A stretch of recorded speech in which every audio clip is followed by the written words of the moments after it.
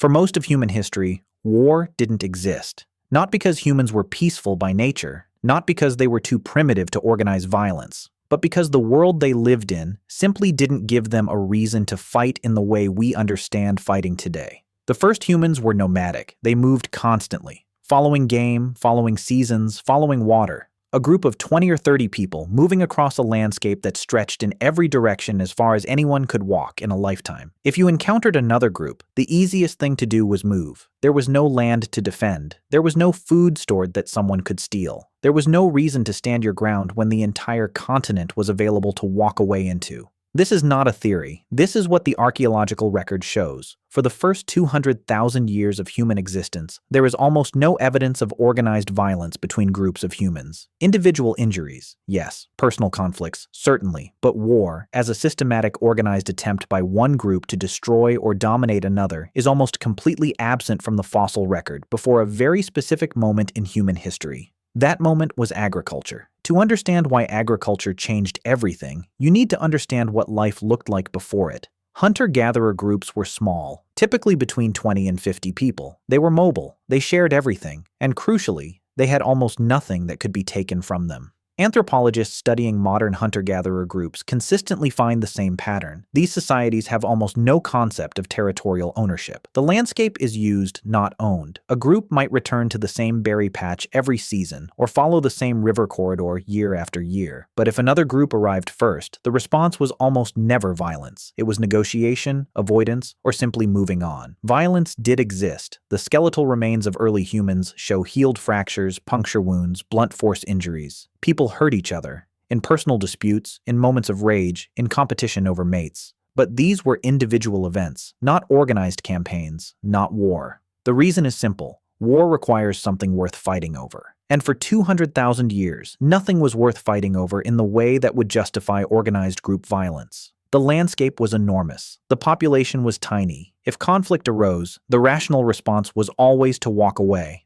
Approximately 10,000 years ago, in the Fertile Crescent, the region spanning modern-day Iraq, Syria, and Turkey, humans began doing something they had never done before. They stopped moving. They planted seeds. They waited for them to grow. And when the harvest came, they stored it. For the first time in human history, there was something worth taking. A stored grain supply represents months of labor concentrated in one place. It cannot be moved quickly. It cannot be hidden easily. And it is the difference between surviving the winter and starving to death. The moment humans began storing food, they created the conditions for war. The earliest clear evidence of organized human violence appears almost exactly at this transition. Massacres dating from around 10,000 years ago have been found at multiple sites across Europe and the Middle East. Entire groups killed and left in mass graves, skeletal remains showing wounds from weapons, bodies positioned in ways that suggest execution rather than individual combat. The most famous of these is the Nataruk massacre site in Kenya, dating to approximately 10,000 years ago. 27 individuals, men, women, and children,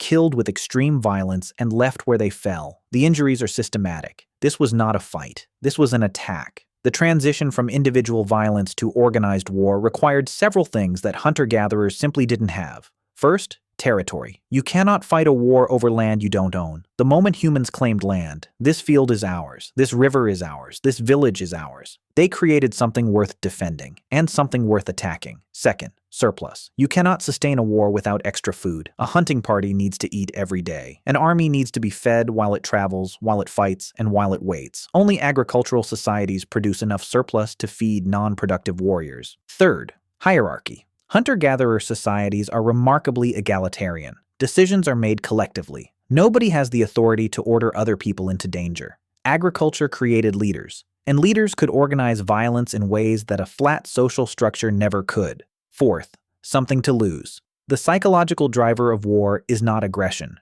Researchers studying conflict consistently find that defensive motivations, protecting what you have, are far more powerful than offensive ones. Hunter-gatherers had almost nothing to lose. Agricultural humans had everything to lose. Their fields, their stores, their homes, their children's future. That psychological shift from a world where walking away was rational to a world where standing and fighting was the only option is where war was born. The archaeological record after the agricultural transition is dramatically different from everything that came before. Fortified settlements appear for the first time. Walls, ditches, defensive structures that make no sense unless you are expecting to be attacked. Mass graves appear. Bodies showing coordinated killing patterns, weapons embedded in bone, evidence of bound prisoners. Weapons designed specifically for killing humans appear, not hunting tools repurposed for violence, but purpose-built instruments of war. None of this exists in the hunter-gatherer record. All of it appears within a few thousand years of agriculture. The bodies don't lie. War is not ancient.